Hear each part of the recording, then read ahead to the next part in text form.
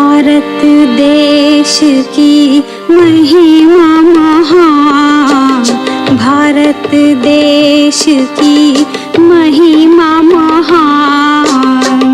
इसमें आते शिव भगवान, भारत देश की महिमा महान। इसमें आते शिव भगवान। जग का ये है तीर्थ स्थान, जग का ये है तीर्थ स्थान। परम पिता का जन्म स्थान, भारत देश की महिमा महान।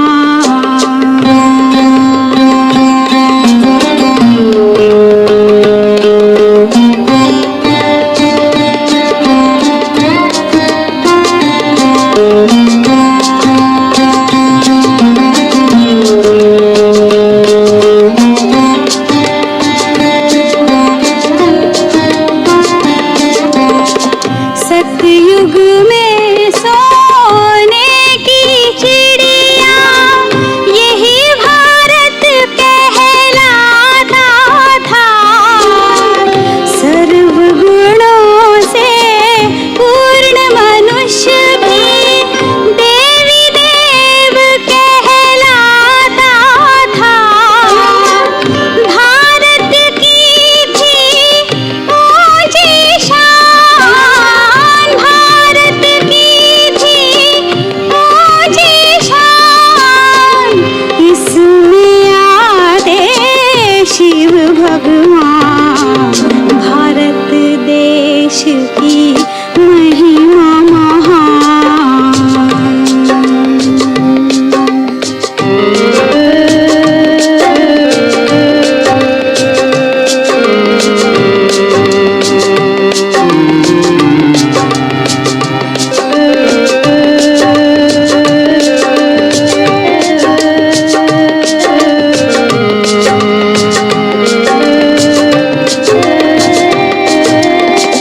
सुख शांति और पवित्रता का अखुट यहाँ खजाना था। लक्ष्मी नारायण के राज्य में सब कुछ ही मन भाता था। हर चेहरे पर थी मुस्कान, हर चेहरे पर थी मुस्कान। इसमें आते शिव भगवान, भारत देश की महिमा महान, भारत देश की महिमा महान। इसमें आते शिव भगवान। जग का ये है तीर्थ स्थान, परम पिता का जन्म स्थान। भारत देश की महिमा महान, भारत देश की महिमा महान।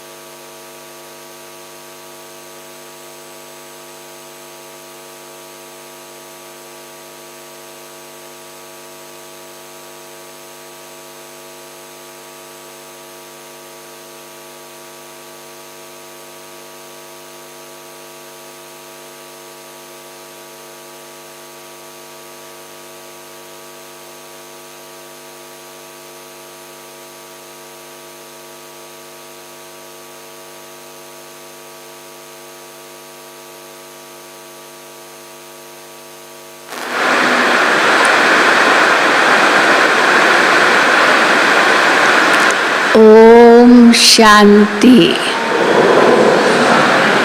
ओम शांति। भारत देश की महिमा महान, क्योंकि इसमें आते हैं शिव भगवान। तो नशा चढ़ता है कि हम इतने ऊंचे भारत के वासी हैं। भगवान जहाँ आते हैं उस देश के हम वासी हैं। तो भगवान की महिमा के साथ साथ भारत देश की भी महिमा है। इसके साथ साथ जो भगवान ज्ञान देते हैं उसकी भी महिमा है गीता के रूप में। फिर भगवान जो स्थापन करते हैं सतयुग, उसकी भी बहुत भारी महिमा है। फिर बाबा जब आते हैं, जिस समय पर आते हैं संगम युग, उसकी भी बहुत भारी महिमा है। तो ऐसे महिमा की लिस्ट बन सकती है। इन सब का आधार क्या है? क्योंकि भगवान की महिमा अपरंपार है। तो आज बाबा ने बेहद का समाचार सुनाया है। क्या थे, फिर क्या बन गए, फिर क्या बनना है। ये बेहद का समाचार है, जिसको बाबा कहते हैं बेहद की हिस्ट्री और ज्योग्राफी। इतिहास भी है और भूगोल भी है। और कैसा वंडरफुल है ये सब। फिर हर 5000 साल के बाद हूबहू रिपीट होता है। भी इतनी ज़ोरदार बारिश पड़ रही है, तो 5000 साल पहले भी पड़ी थी ना। तो ये थोड़ी कह सकते क्यों इतनी पड़ रही है। वो अपना काम करेगी, ड्रामा रिपीट हो रहा है। तो बाबा के सामने आज कौन बैठी होगी? कभी बाबा कन्याओं को संबोधित करते हैं, कभी बाबा युगलों को करते हैं, कभी बाबा माताओं को करते हैं। आज बाबा के सामने बूढ़ी बूढ़ी माताएं बहुत बैठी है। खास करके कुरुक्षेत्र और गुड़गांव, ये दोनों स्थानों की बहुत माताएं, और वो भी बूढ़ी बूढ़ी बहुत आती थी। तो बाबा उनको देख करके बहुत खुश होते थे।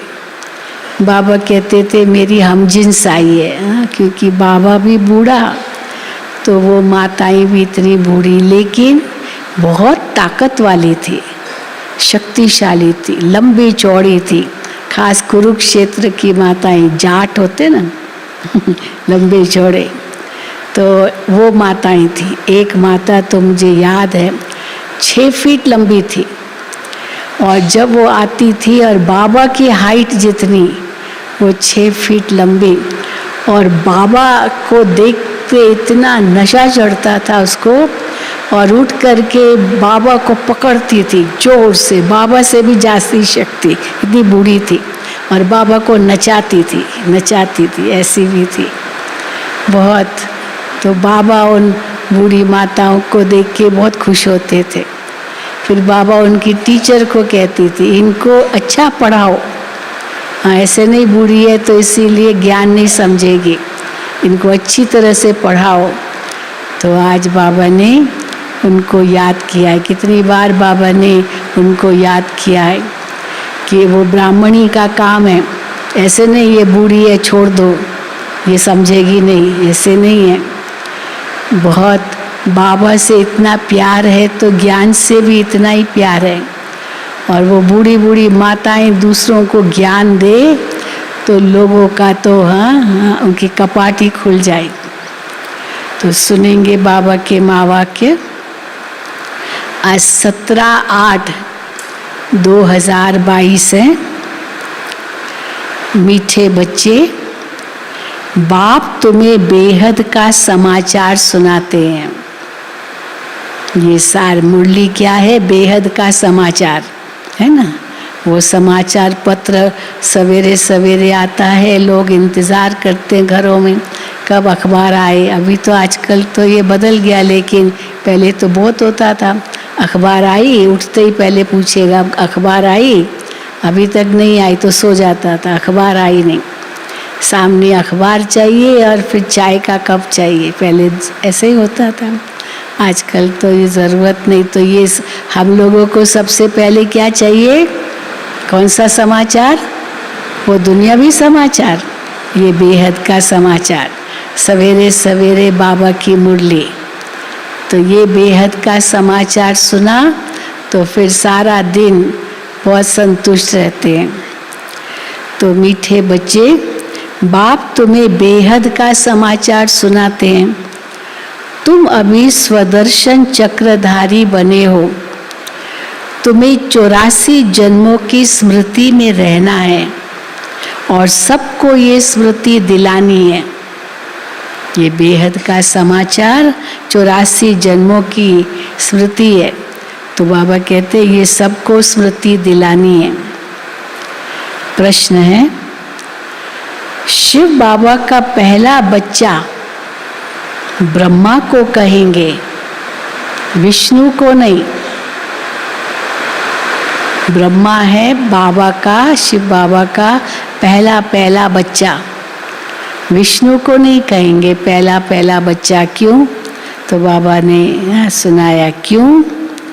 तो उत्तर है, क्योंकि शिव बाबा ब्रह्मा द्वारा ब्राह्मण संप्रदाय रचते हैं।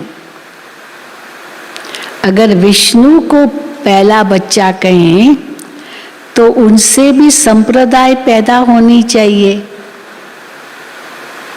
परंतु उनसे कोई संप्रदाय पैदा नहीं होती, ब्रह्मा से ही पैदा होती है। ब्रह्मा को आदि पिता रचयिता मानते हैं, तो उनसे ही नई रचना शुरू होती है। विष्णु से नई रचना नहीं शुरू होती है, परंतु उनसे कोई संप्रदाय नहीं होती।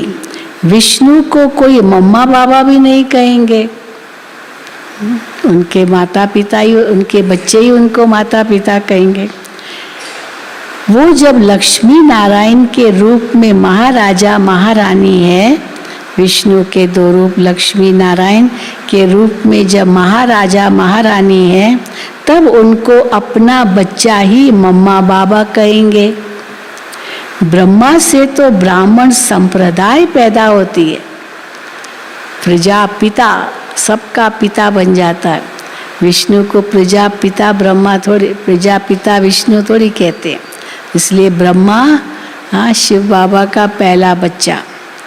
ब्रह्मा से तो ब्राह्मण संप्रदाय पैदा होती है। गीत है, तुम्ही हो माता पिता तुम्ही हो। ओम शांति, ओम शांति। बाप बैठ बच्चों को समझाते हैं कि कोई गुरु गोसाई ऐसे नहीं कह सकते कि बाप बैठ बच्चों को समझाते हैं। बाबा की मुरली में पहला सेंटेंस ही आता है, बाप बैठ बच्चों को समझाते हैं। कोई गुरु गोसाई ऐसे नहीं कह सकता है। बाप बच्चों को क्या समझाएंगे? कौन सा बाप है ये तो सिर्फ तुम जानते हो, और कोई सत्संग में ऐसे कह नहीं सकते बाप बैठ बच्चों को समझाते हैं। केवल कि शिव बाबा ब्रह्मा द्वारा ही ये कह सकते हैं। भल साईं बाबा, मेहर बाबा, बहुत बाबाएं हैं दुनिया में, ये कहते हैं, परंतु वो लोग तो कुछ भी समझते नहीं जो बोले बाप बैठ बच्चों को समझाते, वो भी ऐसे थोड़ी कहेंगे। तुम जानते हो यह बेहद का बाप है और बेहद का समाचार सुनाते हैं। एक होता है हद का समाचार, दूसरा होता है बेहद का समाचार। इस दुनिया में कोई जानते ही नहीं है बेहद का समाचार, किसी को पता नहीं है। हद का समाचार तो फटाफट पता कर लेते हैं, क्या हुआ क्या हुआ क्या हुआ, अब बेहद का समाचार थोड़ी ऐसे पूछ सकते अपना किसको पता है। इस दुनिया में कोई जानते ही नहीं है बेहद का समाचार। बाप कहते हैं तुमको बेहद का समाचार सुनाते हैं तो तुमको सृष्टि के आदि मध्य अंत का ज्ञान बुद्धि में आ जाता है। इस बेहद के समाचार में क्या है? सृष्टि के आदि मध्य अंत का ज्ञान। तुम जानते हो बरोबर बाप ने अपना परिचय दिया है और सृष्टि चक्र कैसे फिरता है वो भी यथार्थ रीति समझाया है। उसे समझकर फिर क्या करना है? हम औरों को समझाते हैं। अपने तक ही नहीं रखना है, फिर औरों को समझाना है। समाचार तो सुनाते रहते ना, कुछ भी सुना वो पेट में रहता नहीं है। हाँ सुनाएंगे, अरे तुमको पता है क्या हो गया, तो ये समाचार भी तो सुनाना चाहिए ना। तो बाबा कहते हैं उसको समझकर हम औरों को समझाते हैं। बीज को परम पिता परमात्मा व बाप कहते हैं। शिव बाबा बीज है तो वो परम पिता व बाप कहते हैं। हम हैं उनके बच्चे आत्माएं। तुम बच्चों की बुद्धि में है कि हम आत्माएं परमात्मा की संतान हैं। परम पिता परमात्मा परम धाम में रहने वाला है। उन्होंने मूल वतन का समाचार सुनाया है। अब सृष्टि का समाचार तो बाबा सुनाते ही हैं, लेकिन मूल वतन का क्या समाचार है? मूल वतन का भी कोई समाचार है क्या? वहाँ तो कोई चुरपुरी नहीं है, कुछ है ही नहीं, लेकिन फिर भी समाचार है। क्या समाचार है मूल वतन का? कैसे ये सारी माला बनती है, ये मूल वतन का समाचार। शिव बाबा फिर उसके आगे हाँ ब्रह्मा विष्णु शंकर दिखाते ना, फिर कैसे वो ब्रह्मा सरस्वती, फिर माला है पूरी रुद्र माला है। जो देवता धर्म की आत्माएं वो माला के रूप में है, फिर और धर्मों की आत्माएं तो सब माला के रूप में। ये समाचार है मूल वतन का। तो बाबा कहते कैसे ये सारी माला बनती है। तो पहले पहले बाप समझाते हैं मैं तुम्हारा बाप हूँ और मैं परम धाम में रहता हूँ। मुझे ही नॉलेजफुल ब्लिसफुल कहते हैं। मैं आकर तुम आत्माओं को पवित्रता सुख शांति का वर्षा देता हूँ। बच्चों की बुद्धि में ये फिरता रहता है हम असल में कहाँ के रहने वाले हैं। हम सभी आत्माओं को भी पाठ बजाना है। पाठ का राज कोई भी समझ नहीं सकते। 84 जन्मों के पाठ का राज बाबा कहते हैं कोई नहीं जानते, वो बाप ही आके समझाते हैं। सिर्फ कहते रहते हैं हम पुनर्जन्म लेंगे। भाई आत्मा ने शरीर छोड़ा फिर पुनर्जन्म लेती है, आत्मा पुनर्जन्म में आती है, बस इतना ही कहते हैं। लेकिन क्या उनका पाठ है, कितने पुनर्जन्म लेती है, बाबा कहते वो तो कोई भी नहीं जानता। सिर्फ कहते रहते पुनर्जन्म लेंगे। आत्मा इतने जन्म लेती है, कोई 84 लाख जन्म कहते। कोई को समझाओ तो समझ जाते हैं कि बरोबर 84 जन्म ठीक है। 84 लाख कैसे आत्मा 84 लाख योनियों में जाएगी। 84 जन्म कैसे लेते हैं ये बुद्धि में होना चाहिए। बरोबर हम सतो प्रधान थे, फिर सतो रजो तमो में आए, अब फिर संगम पर हम सतो प्रधान बन रहे हैं। ये जरूर तुम बच्चों की बुद्धि में होगा, तब तो तुमको स्वदर्शन चक्रधारी कहा जाता है। स्वदर्शन चक्रधारी उसको ही कहेंगे जिसको स्व का दर्शन इस चक्र में कैसे है वो पूरा पता है, तो वही स्वदर्शन चक्रधारी है। ये बातें तो बड़ी सहज है जो बूढ़ियां भी समझा सकती है कि बरोबर हमने 84 जन्म लिए हैं और कोई धर्म वाले मनुष्य नहीं लेते हैं 84 जन्म। केवल हम देवी देवता धर्म की आत्मा ही 84 जन्म लेती है। ये भी समझाना होता है। अभी हम ब्राह्मण हैं, फिर देवता क्षत्रिय वैश्य शूद्र बनते हैं, तो ऊंच से ऊंच है शिव बाबा। ये अभी तुम्हारी बुद्धि में है। ऐसे हम पुनर्जन्म लेते हैं। कैसे लेते हैं फिर वो भी बाबा समझाते हैं। पुनर्जन्म को तो जरूर मानना पड़े। अब तुमको अपने 84 जन्मों के पाठ की स्मृति आई है। आई है ना स्मृति। बूढ़ियों के लिए भी ये समझानी बहुत सहज है। तुमको कोई किताब आदि पढ़ने की दरकार नहीं रहती है। उसके लिए कोई किताब आदि की दरकार नहीं है। ये तो बुद्धि में समझ की बात है। तो किसको बुद्धि में समझ जाए तो फिर उसके आधार से समझा सकते हैं। तुमको कोई किताब आदि पढ़ने की दरकार नहीं रहती है। बाप ने समझाया है कि तुम 84 जन्म कैसे लेते हो। तुम ही कैसे लेते हैं 84 जन्म।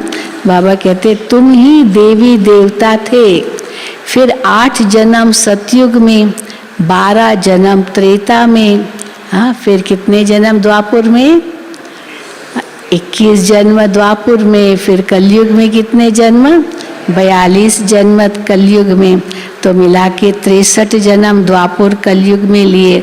और ये एक जन्म है सबसे ऊंचा, संगम युग का ब्राह्मण जन्म। तो सहज समझते हो ना। कुरुक्षेत्र की बूढ़ी माताएं भी समझती हो ना। बाबा के आगे बैठी थी और बाबा बहुत खुश हो रहे थे कुरुक्षेत्र की बूढ़ी माताओं को देख के। कुरुक्षेत्र का नाम मशहूर है। किस लिए मशहूर है कुरुक्षेत्र? महाभारत लड़ाई दिखाते ना वहाँ हुई। वास्तव में ये सारा ही कर्म क्षेत्र है। कुरुक्षेत्र माना कर्म क्षेत्र, कर्म करने का क्षेत्र। वास्तव में ये सारा कर्म क्षेत्र है। वो कुरुक्षेत्र तो एक गांव है। चलो थोड़ा बड़ा शहर अभी हो गया होगा, लेकिन फिर भी गांव की तरह ना। मुंबई की बेट में तो कुरुक्षेत्र क्या होगा। वो कुरुक्षेत्र तो एक गांव है। ये सारा कर्म करने का क्षेत्र है। सारे संसार कर्म क्षेत्र है तो कुरुक्षेत्र है। ये सारा कर्म करने का क्षेत्र है। इसमें अभी लड़ाई आदि लगी नहीं है। जो बड़ी लड़ाई है बाबा कहते अभी तक लगी नहीं है। तुम इस सारे कुरुक्षेत्र को जानते हो। कैसे लड़ाई लगेगी, तीसरा विश्व युद्ध होगा ना, तो वो कोई छोटे स्थान पर थोड़ी होगा। सारा विश्व ही कुरुक्षेत्र है। तुम इस सारे कुरुक्षेत्र को जानते हो। बैठना तो एक जगह होता है। हम है तो चलो माउंट आबू में बैठे हैं, कोई अहमदाबाद में रहते हैं, परंतु सारी दुनिया ही कुरुक्षेत्र है। बाबा ने बतलाया है इस सारे कर्म क्षेत्र पर अभी किसका राज्य है। इस समय किसका राज्य है सारे कुरुक्षेत्र पर, कर्म क्षेत्र पर? रावण का राज्य है। रावण को जलाते भी यहाँ हैं। रावण का जन्म भी यहाँ होता है। भारत, रावण का जन्म भी यहाँ होता है, राम का जन्म भी यहाँ होता है भारत में। यहाँ ही शिव बाबा का जन्म होता है। यहाँ ही देवी देवताएं थे। कितनी महिमा है भारत की। यहाँ ही देवी देवताएं थे। फिर वही पहले पहले वाम मार्ग में जाते हैं। बाबा भी यहाँ भारत में ही आते हैं।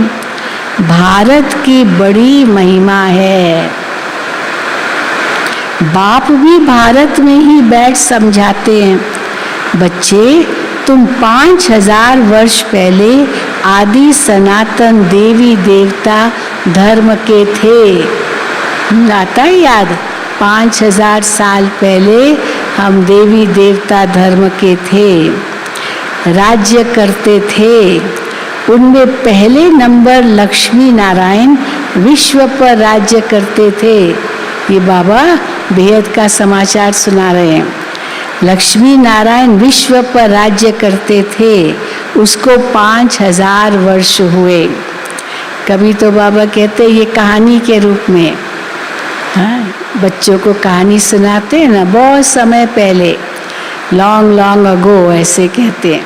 तो ये भी कहानी का रूप कहो, इतिहास का रूप कहो, बेहद का समाचार कहो, वो बाबा समझाते हैं।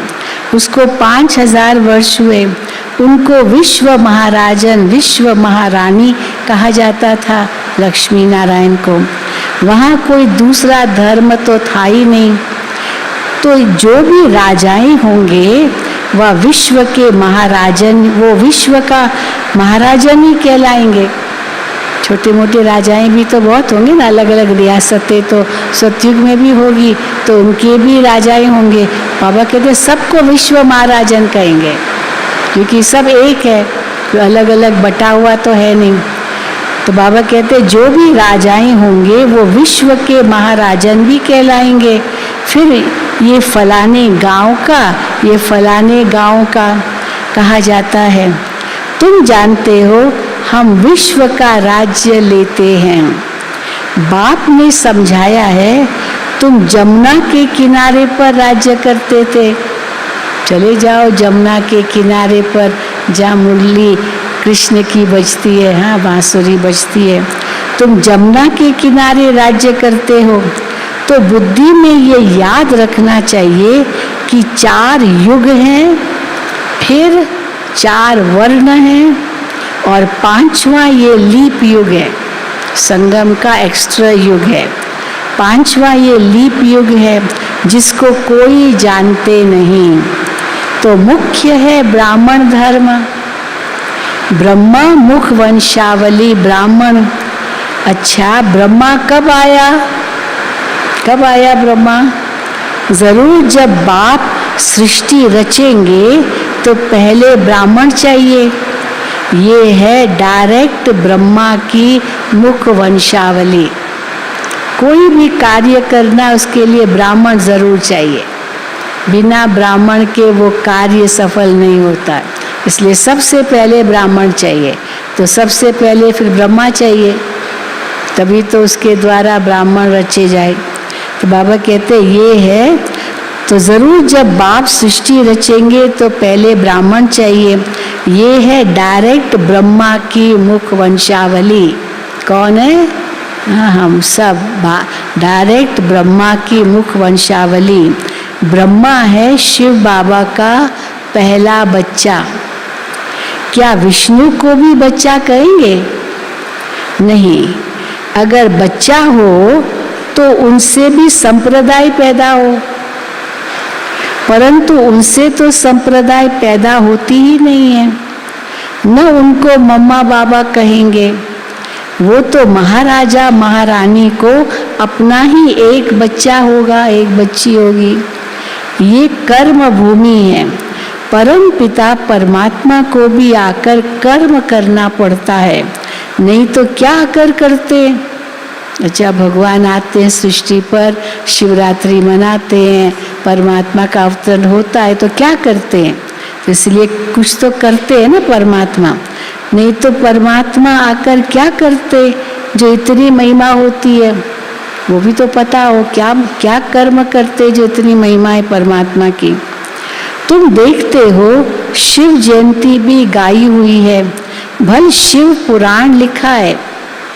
शिव पुराण में तो पता नहीं क्या क्या रोचक बातें हैं, हाँ कोई ज्ञान व्यान थोड़ी है उसमें। भल शिव पुराण लिखा है, परंतु उसमें कोई बात समझ में नहीं आती है। कहानियाँ ही कहानियाँ हैं, पता नहीं क्या क्या रोचक बात, कैसे मनगढ़ित बातें सब, उसमें कोई बात समझ में नहीं आती। मुख्य है ही गीता। ज्ञान जिस पुस्तक में है वो है ही गीता, मुख्य है ही गीता।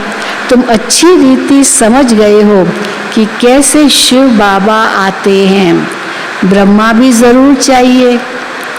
अब ब्रह्मा कहाँ से आया? सूक्ष्म वतन में तो संपूर्ण ब्रह्मा है। इस बात में ही लोग अटकते हैं, क्योंकि जब कहते ना इनको ब्रह्मा कहते, तो कहते वो तो देवता दिखाते हैं सूक्ष्म वतन में, ब्रह्मा विष्णु शंकर, इनको कैसे तुम ब्रह्मा कहते हो? इस बात में ही लोग अटकते हैं। अच्छा, ब्रह्मा का कर्तव्य क्या है?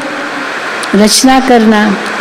अब सूक्ष्म वतन में रहकर वो क्या करता होगा? वहाँ थोड़ी रचना रचेगा, रचना तो इस सृष्टि पर है। तो ब्रह्मा को यहाँ होना चाहिए। तो सूक्ष्म वतन में रहकर क्या करता होगा? तो बाप समझाते हैं जब ये व्यक्त रूप में है तो इन द्वारा ज्ञान देता हूँ। फिर यही ज्ञान लेते लेते फरिश्ता बन जाते हैं। अभी क्या कहेंगे? ब्रह्मा बाबा सूक्ष्म वतन में फरिश्ते के रूप में है और हम सबका इंतज़ार कर रहे हैं, है ना? तो हम भी तो फरिश्ते वहाँ दिखाई देते हैं।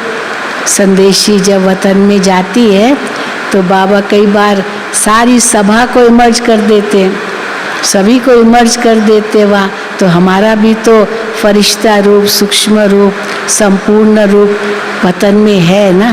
तो बाबा कहते हैं फिर यही ज्ञान लेते लेते फरिश्ता बन जाते हैं, वो है संपूर्ण रूप। वैसे मम्मा का भी संपूर्ण रूप है, तुम्हारा भी ऐसे ही संपूर्ण रूप बन जाता है। फरिश्ता स्थिति कहते हैं ना, योग में फरिश्ता स्थिति का अनुभव करना है। तो फरिश्ता स्थिति का अनुभव कैसे करेंगे? जब हम ये अनुभव करेंगे मैं सूक्ष्म वतन में संपूर्ण रूप में फरिश्ता स्वरूप हूँ, तो हमारा भी संपूर्ण फरिश्ता रूप है सूक्ष्म वतन में। तो तुम्हारा भी ऐसे ही संपूर्ण रूप बन जाता है। अब बूढ़ी बूढ़ी माताएं सिर्फ इतना धारण करें कि हम 84 जन्म कैसे लेते हैं। माताओं को देख के फिर बाबा देखते, जब माताएं बाबा को देखती रहती है, बाबा इतनी बड़ी बड़ी बातें करते तो उनको समझ में नहीं आता है। तो बाबा कहते अच्छा छोड़ो ये सब बातें, इतना ही तो कम से कम समझो कि 84 जन्म होते हैं। इतना ही सिर्फ धारण करें कि हम 84 जन्म कैसे लेते हैं। तो ये भी समझाया जाता है, बाबा कर्म क्षेत्र पर पाठ बजाने भेज देते हैं।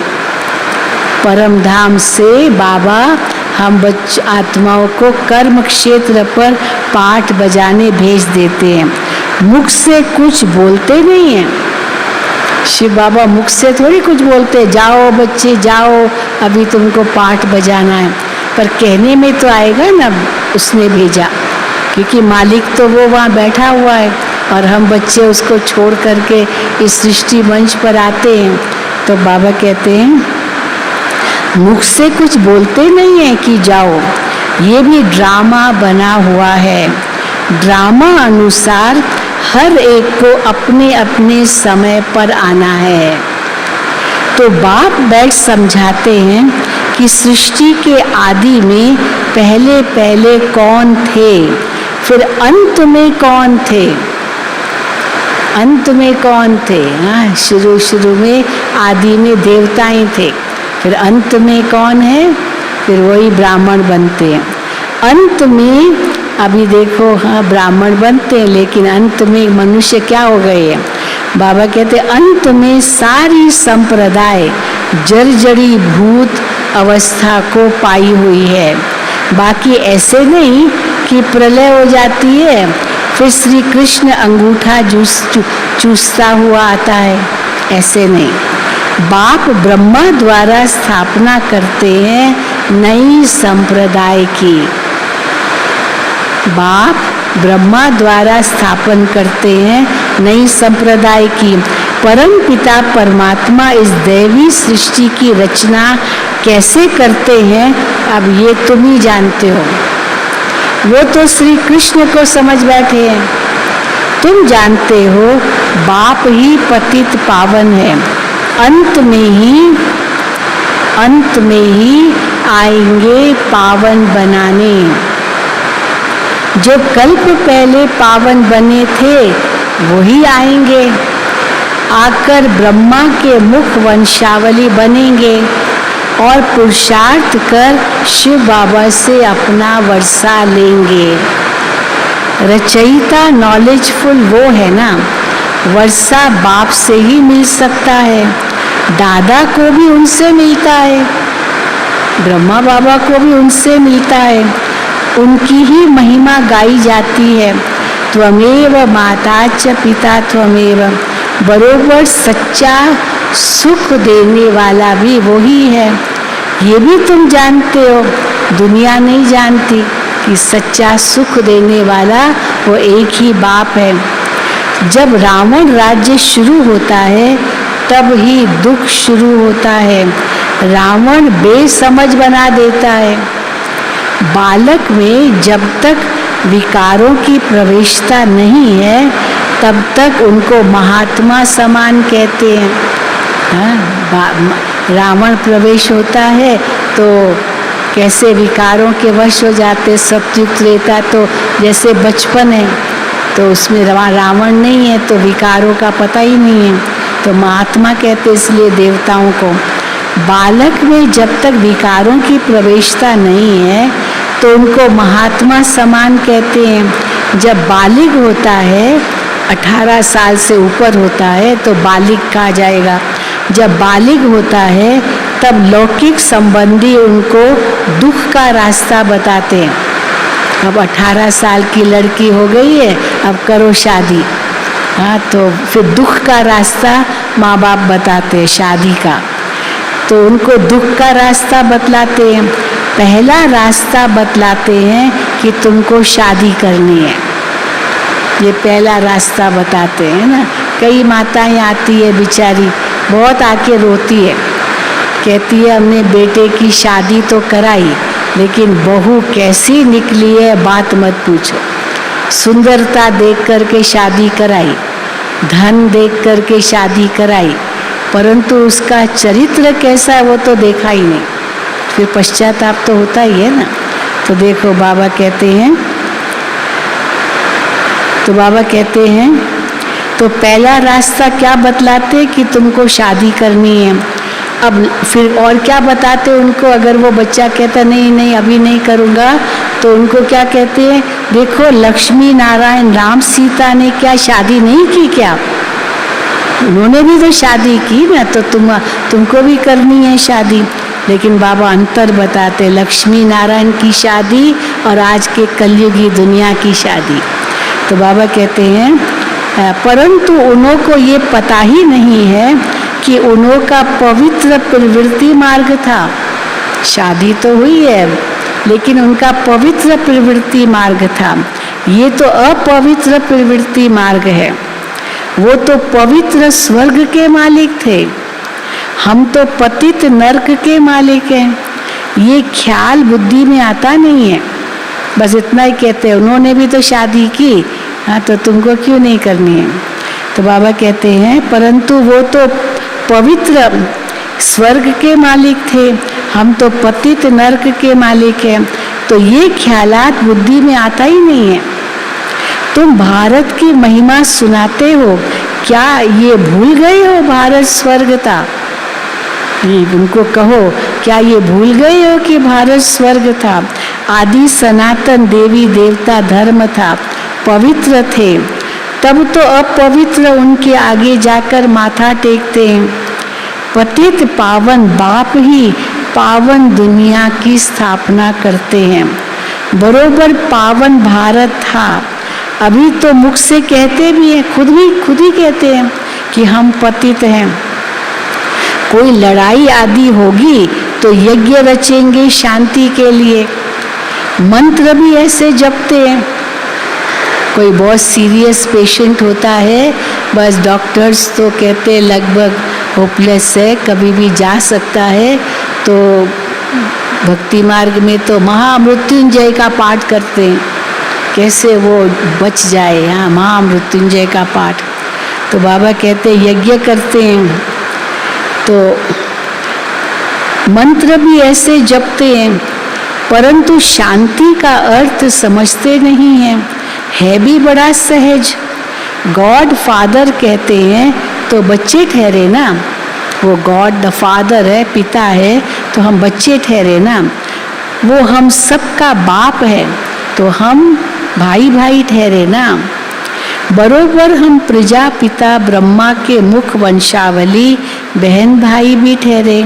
सतयुग में तो मुख वंशावली होती नहीं, सतयुग में मुख वंशावली होती नहीं, कलयुग में भी मुख वंशावली नहीं होती है। कहाँ होती है मुख वंशावली? संगम पर। जब शिव बाबा ब्रह्मा द्वारा ज्ञान देकर बच्चों को रचते हैं। तो सतयुग में तो मुख वंशावली होती नहीं, सिर्फ संगम पर ही मुख वंशावली होने से बहन भाई कहलाते हैं।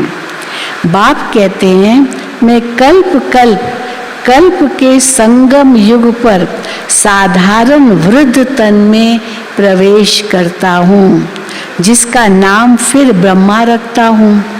जो भी ज्ञान को धारण करके ये ब्रह्मा जो फिर ज्ञान को धारण करके अव्यक्त संपूर्ण ब्रह्मा बनता है वही, यही ब्रह्मा सो वो ब्रह्मा है वही, दूसरी बात नहीं है, नहीं कि अलग कोई ब्रह्मा है।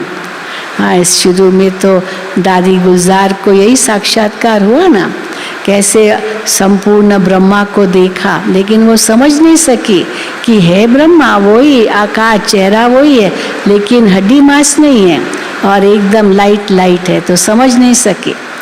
तो ब्रह्मा, उस संपूर्ण ब्रह्मा ने बताया कि मैं जो ये ब्रह्मा साकार में उसका ही संपूर्ण रूप हूँ।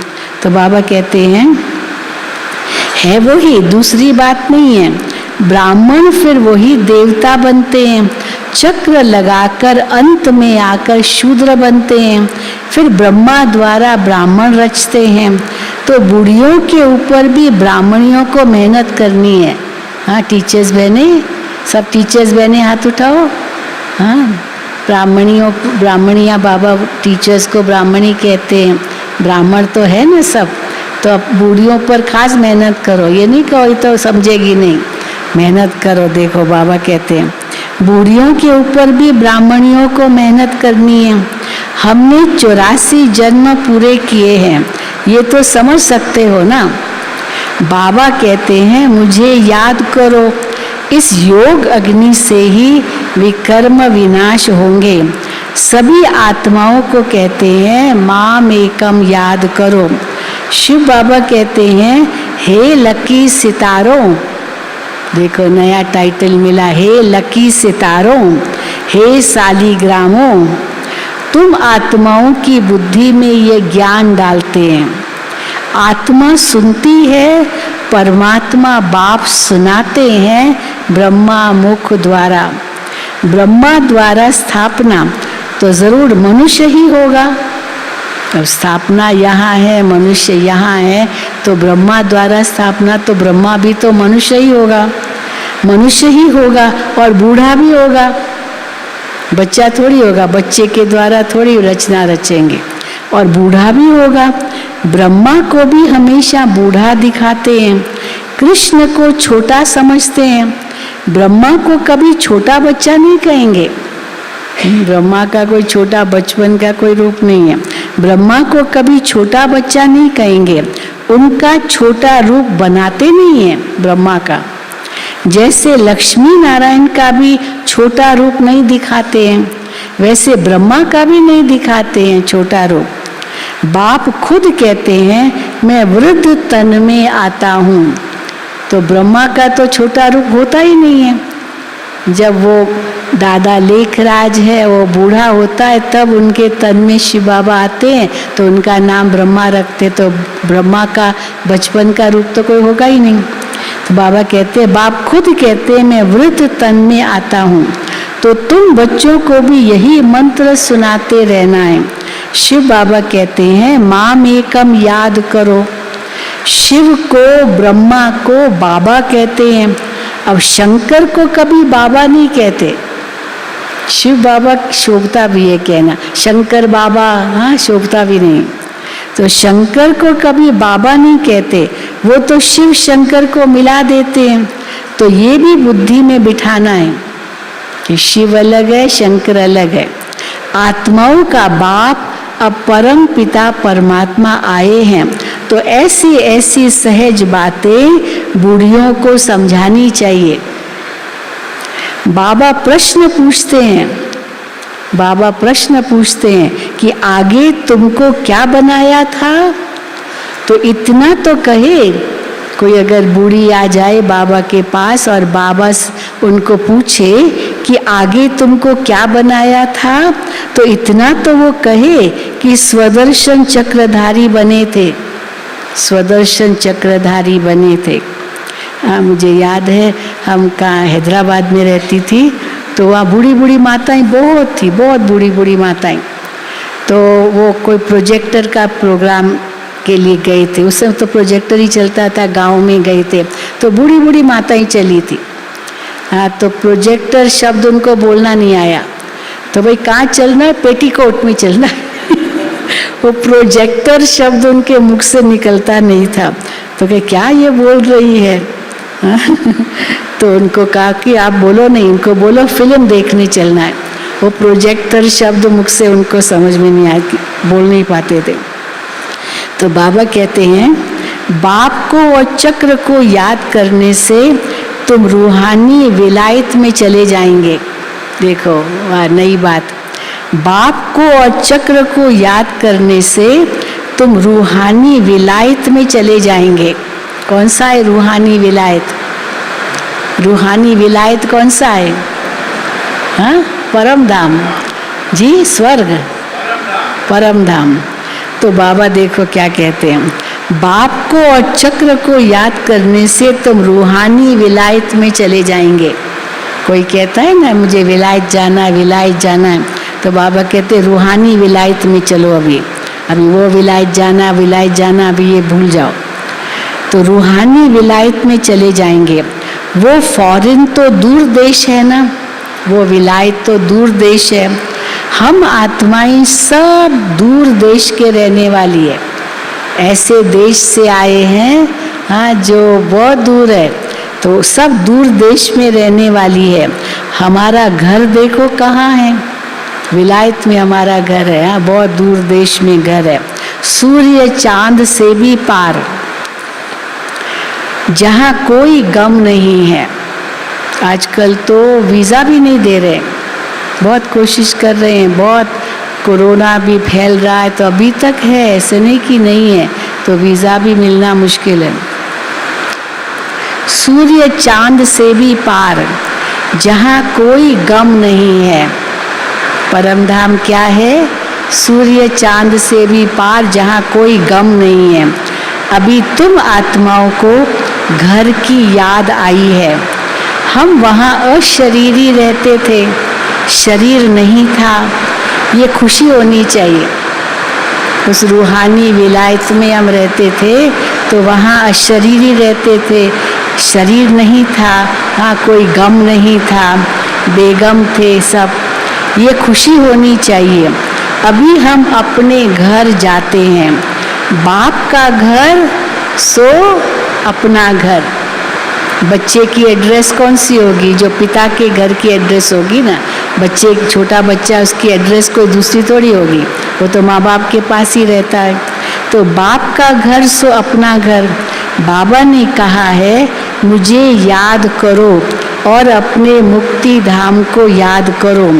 साइंस घमंडी तो परमात्मा को बिल्कुल नहीं जानते, अभी फिर भी मानते तो हैं। साइंस घमंडी नहीं तो मानते भी नहीं थे। साइंस घमंडी तो परमात्मा को बिल्कुल नहीं जानते हैं। बाप को तरस पड़ता है कि उन्हों के कानों में भी कुछ पड़ता रहे। साइंस घमंडी वैज्ञानिक, अभी हमारी अच्छी कॉन्फ्रेंस हुई थी, साइंटिस्ट इंजीनियर्स की कॉन्फ्रेंस, उसमें आए थे, साइंटिस्ट भी आए थे। तो बाबा कहते हैं बाप को तरस पड़ता है कि उन्हों के कानों में भी कुछ पड़ता रहे, तो शिव बाबा को याद करें, देह अभिमान टूट जाए। साइंस का बहुत घमंड होता है ना, हाँ मैं वैज्ञानिक हूँ, तो बाबा कहते उनका घमंड टूट जाए, शिव बाबा को याद करें, देह अभिमान टूट जाए। नर से नारायण बनने की ये सत्य कथा है। सच्चे बाप को याद करो तो सचखंड का मालिक बन जाएंगे। सच्चा बाबा ही स्वर्ग स्थापन करते हैं। कहते हैं और संग बुद्धि योग तोड़ो। सरकारी नौकरी 8 घंटा करते हो, उनसे भी ये बहुत ऊंची कमाई है। वो 8 घंटा की सरकारी नौकरी उससे क्या कमाई होगी, या ये तो कितनी ऊंची कमाई है। तो कहाँ भी जाओ बुद्धि में ये याद करते रहना है। क्या याद करना है? तुम कर्म योगी हो। कितना सहज समझाते हैं। तो बूढ़ियों को देखकर मैं बहुत खुश होता हूँ। ब्रह्मा बाबा कहते हैं बूढ़ियों को देखकर मैं बहुत खुश होता हूँ, क्योंकि फिर भी हमारी हमजिन्स है। वो सब 80 साल के ऊपर थी, पर बहुत स्ट्रॉन्ग। 80 साल के ऊपर कौन बैठे? हाथ उठाओ। बैठे कोई 80 साल के ऊपर? देखो हाथ उठ रहे हैं। एक और भी कोई है? तो देखो, ये तो जवानों से भी जवान हुई जितनी बरसात में आ गई। 80 साल से ऊपर है, लेकिन यहाँ पहुँचे। कई जवान बैठे होंगे, नहीं बाबा हम नहीं जाएंगे ऊपर। हाँ, ताली बजाओ भाई। हाथ उठो माता जी, उठो। 80 साल से ऊपर जो माता जी है, हाँ देखो देखो देखो। हाँ, बहुत अच्छा, बहुत मुबारक हो। तो बाबा कहते हैं बूढ़ियों को देखकर मैं बहुत खुश होता हूँ, क्योंकि फिर भी हमारी हमजिन्स है। मैं मालिक बनूं, ब्रह्मा बाबा कहे मैं मालिक बनूं स्वर्ग का, और हमारी हमजिन्स न बने तो ये भी ठीक नहीं है।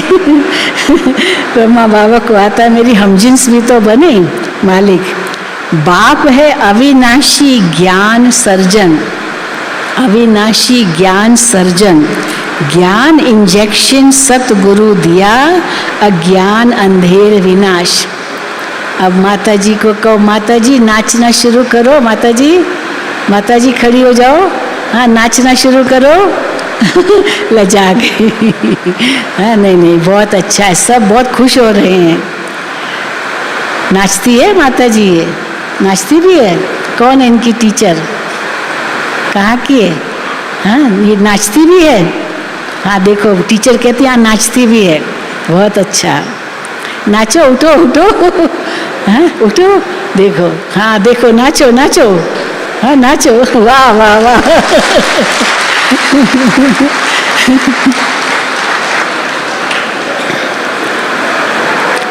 तो बाबा कहते हैं ज्ञान इंजेक्शन सतगुरु दिया, अज्ञान अंधेर विनाश। तुम्हारा अज्ञान दूर हो गया है, अज्ञान हमारा दूर हो गया है, बुद्धि में ज्ञान आ गया है, सब कुछ जान गए हो ना सब कुछ। अच्छा, मीठे मीठे सिक्की लदे बच्चों प्रति माता पिता बाप दादा का याद प्यार और गुड मॉर्निंग। रूहानी बाप की रूहानी बच्चों को नमस्ते। हम रूहानी बच्चों की रूहानी बाप दादा को याद प्यार गुड मॉर्निंग और नमस्ते। 8 तो बजे मैं आपको कल का प्रोग्राम बताऊं। कल गुरुवार है, सतगुरुवार है, और वैसे तो कल ये 19 तारीख को जन्माष्टमी है, लेकिन कल ही जन्माष्टमी करेंगे, क्योंकि सतगुरुवार भी है और हमारे बहुत सारे भाई बहनें जो आए हैं वो फिर शुक्रवार को चले जाएंगे। इसीलिए कल सतगुरुवार भी है, तो जन्माष्टमी का भोग कल ही लगेगा। ये आपके ध्यान पर दे रहे हैं। धारणा के लिए मुख्य सार।